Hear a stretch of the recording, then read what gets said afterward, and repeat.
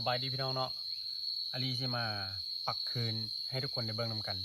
เพราะว่ามีน้องๆหลายคนเนาะซื้อคืนอาลีไปแล้วแต่ว่ายังบ่ฮู้วิธีปักเนาะทุกคนน้องมันว่าปักแล้วมาตีบ่ถึกเนาะอาลีก็บ่แน่ใจว่าน้องเพิ่นปักแบบใดแต่ว่าอาลีสิมาถ่ายให้ทุกคนได้เบิ่งเนาะเพราะว่าอาลีได้ปักออมไก่เรียบร้อยแล้วก็วิธีกู้คืนเนาะประมาณใดมาเบิ่งนำกันทุกคนพี่น้องมื้อนี้เสียดายสุดทุกคนอาลีตั้งกองอยู่หั่นเนาะบ่แน่ใจว่ามันเห็นกองหรือบ่เนาะแต่ว่าอาลีปะบอลโล่งๆบอลแจ้งบอลนี่ทุกคนเบิ่งแม่แจ้งเนาะแล้วไก่แม่มันอ้อมมาทางนี้ทุกคนขึ้นมานี่อาลีคิดว่ามันสิขึ้นมาหาไก่ผู้นี่บ่ขึ้นมาเซ้ยไก่ผู้เนี่ยมันบ่สร้างกุ๊กไก่แม่เนาะมาแล้วมินมีแต่ขั้นละคันมันกุ๊กนั่นนี่ไก่แม่เล่นมาหามันแล้วตัวผู้มาทางล่างนี่งึดทุกคนมานี่บ่ขั้นแล้วก็อยู่นี่บ่ดนเนาะเราบ่ว่าหยังอาลีก็สิกลับไปส่งเครื่องเลยเนาะส่งสุดตัวนี้เนาะสุดลายพรางตัวนี้เนาะแล้วลงมานี่อยู่นี่บินออก2ตัวเนาะตัวแม่กับตัวผู้ตัวผู้1ตัวแม่1เป็น2ตัวอยู่นี่บินออกไก่แม่1ไปพุ่นเนาะโอเคมาเบิ่งนำกันเลยทุกคนมื้อนี้ก็ถือว่าได้ซ้ำนี่แหละได้คลิปเนาะเดี๋ยวอาลีสิเอาเสียงไก่แม่ที่มันก้อยอยู่หั่นมาบ่แน่ใจว่าสิเห็นหรือบ่เนาะขณะอาลีตั้งกล้องทางนี้น่าจะเห็นชัดเจนอยู่เนาะไก่แม่กับไก่แม่เศร้าเนาะไก่แม่บ่ยากมาเบิ่งกันสำหรับการปักคืนตีเนาะพี่น้องตัวผู้มันตีกันนะอาลีจะปักประมาณนี้บ่ต่ำแล้วก็บ่สูงหลายทุกคนเบิ่งนี้นี่ประมาณนี้เพราะว่าตัวผู้มันแน่นอนมันต้องกระโดดเตะกันอยู่แล้วเนาะแล้วก็ปักออมแบบนี้ตัวนี้จะเป็น30หลักเด้อของอาลีเด้อตัวนี้นี่จะปักแบบว่าปักซ้อนกันแบบนี้เนาะนี่ปักขัดกันแบบนี้แห่งกว้างแห่งดีถ้าได้แห่งดีแบบนี้เนาะแล้วก็ปักออมสำหรับการปักคืนแล้วมันอยากให้เลือกบอลที่ว่าดินแบบว่าอยากเอาเพียงเด้พี่น้องก็คือแบบนั้นเนาะอยู่ลุ่มมันนี่แบบนี้มันจะเพียงเนาะแบบนี้แต่ว่าบอท่านมันจะเป็นแบบว่ากกไม้เยอะไล่ทุกคนโบซ่ามาดแบบว่าท่อนออกใดก็คือแบบนี้เนาะแบบนี้นะเขาอย่างท่อนใดได้แบบนี้นะหรือว่าแบบนี้เขาอย่างท่อนใดเนาะถ้ามันแบบว่าบ่ให้มันมาขัดเซอร์กกไม้แบบนี้นะแต่ตัวนั้นกกไม้เยอะเนาะแต่ว่ามันเพียงอยู่นั่นนะแต่ว่าสถานที่มันแคบนิดนึงเนาะอันนี้ก็เลยมาปักบนนี้สำหรับการปักดินลุบดินลงแบบนี้มันจะเป็นแบบนี้นะเห็นบ่มันจะพับเข้ากันแบบนี้เพราะฉะนั้นแล้วอยากให้มันขัดกันแบบนี้พี่น้องอยากให้มันขัดกันแบบนี้เนาะนี่ขันเขาปักขึ้นซื่อมันจะเป็นแบบนี้เนาะแล้วก็เงียงลงนิดนึงเนาะเงียงลงนิดนึงเนาะบ่ต้องแบบอันนี้จะเงียงลงนิดนึงเนาะบ่ต้องให้มันซื่อแบบนี้บางคนจะปักซื่อแต่อาลีบ่ปักซื่อเด้อพี่น้องนี่บางคนจะปักซื่อแบบนี้เลยปักซื่อเนาะแบบนี้นี่คันนั้นมันจะซื่อแบบนี้พี่น้องเลยเห็นบ่ตัวนี้อาลีจะเงียงนิดนึงเลยอันนี้จะเงียงนิดนึงเพื่อยังทุกคนเพื่อว่าเวลามันโดดเข้าเนาะมันโดดเข้าแน่นอนมันก็ต้องเตะแบบนี้อยู่แล้วเนาะดึงแบบนี้ขึ้นมา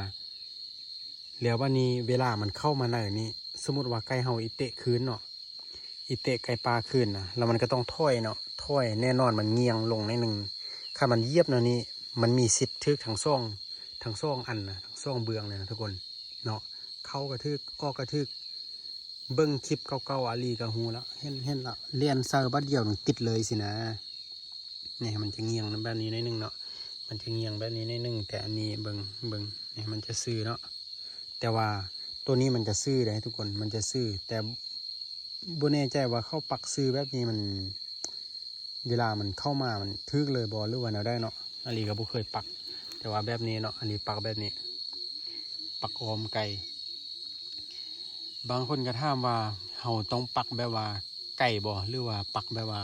โมไก่เนาะสำหรับของอาลีตัวนี้30หลักอาลีปักออมหมดเลยทุกคนปักหมดเลยมันจะเหลืออยู่ประมาณ2-3อันเนาะ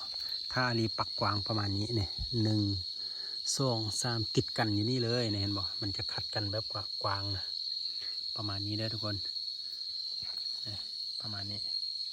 แล้วสำหรับไก่เฮาเนาะไว้ครึ่งกลางแบบนี้พี่น้องไว้ครึ่งกลางแบบนี้แล้วนี่เราประมาณซ้ำนี้เนาะไก่อยู่นี่คืนเห็นบ่คืนประมาณนั้นไก่บ่ต้องฮอดพุ่นแน่นอนเวลาไก่ปลามันตีมันต้องเล่นเข้าอยู่แล้วไก่ปลาเป็นโตเล่นเข้าเนาะเล่นเข้านี่จะอ้อมประมาณนี้เด้อบุก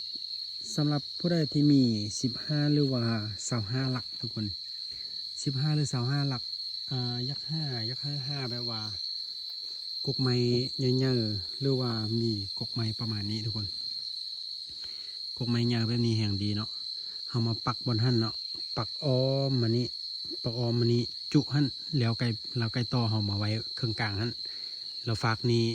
มันกกไม้จะบังเนาะมันบังอยู่แล้วถ้ามันเข้ามาตีมันก็จะตีเบื้องนี้เนาะสำหรับผู้ใดที่15หรือว่า20หลักเนาะเพราะว่าอาลีก็ซื้อมา15หลักทุกคน15หลักแต่กาเอามามัดใส่กันเนาะส่องสุดเหลียวส่องสุดเนาะแบบเดียวกันเป๊ะเลยแบบนี้เลยใส่แบบนี้นี่ถ้าเราอยู่ไกลๆเบิ่งนี่กลมกลืนพี่น้องตัวนี้มันโล่งโพดมันเปลี่ยนโพดตัวนี้เนาะทุกคนเบิ่งไกลหูละนี่เปลี่ยนโพดตัวนี้นะอาลีนั่งอยู่ถึงไก่ปลากระโบเห็นอาลีเลยมันกับย่างคอยย่างขึ้นมานี่ย่างขึ้นมานี่ขึ้นไปหันเข้าไปในป่าคนฝากนั้นจะตึบนิดหนึ่งทุกคนแล้วอาลีก็นั่งอยู่ถึงหันห่างกันประมาณ6 เมตรนี่แหละอาลีกับไก่นะ5-6 เมตรประมาณนี้แหละจิงับแล้วยานตัวผู้ที่นำมันมาสุดท้ายก็นำมาแท้นำมาสวัสดไปลีอยู่หันยักษ์พาไปเบิ่งว่ามันเคลียร์ยันบ่แต่ว่าบ่ได้ยินเคลียร์เนาะบ่ได้ยินเคลียร์คณะลีนั่งอยู่ทางลุ่มบ่แน่ใจว่าสิเห็นบ่ถูกผู้น่ะหรือว่าบ่เห็นเนาะบ่แท้บ่ว่าก็บ่อยากกวนไก่แม่เนาะนี่ประมาณนี้เด้อพี่น้องการปักคืนเนาะนี่เอาเงียงนิดนึงสมมติว่าเขาปักกันพื้นเพียงเนาะพื้นเพียงมันก็จะประมาณนี้ทุกคนประมาณนี้เตะเข้ามาเรียบร้อยเนาะประมาณนี้เอามันเงียงนอนลงน้อยหนึ่งทุกคนบ่ต้องไล่เนาะนี่เขาเบิ้งเอาเขากะว่าเวลามันโดดเข้าเนาะเขาปักซูมประมาณนี้เนาะเวลามันโดดเข้ามันต้องเตะทึกอยู่แล้วเนาะเวลามันถ้อยออกมามันก็ต้องเยียบแบบนี้นะประมาณนี้ให้ทุกคนแบบว่านึกภาพเบิ้งภาพนะ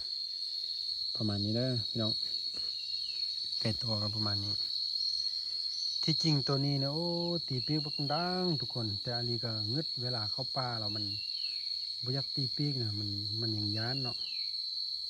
มันยังย้านป่าเนาะบ่อยากคักปันได้ปีนี้มันเป็นไก่อ้อนนะขอเบิ่งเลย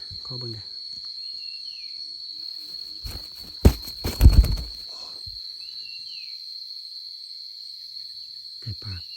ตัวมันบินออกเมื่อกี้ไปขั้นนี้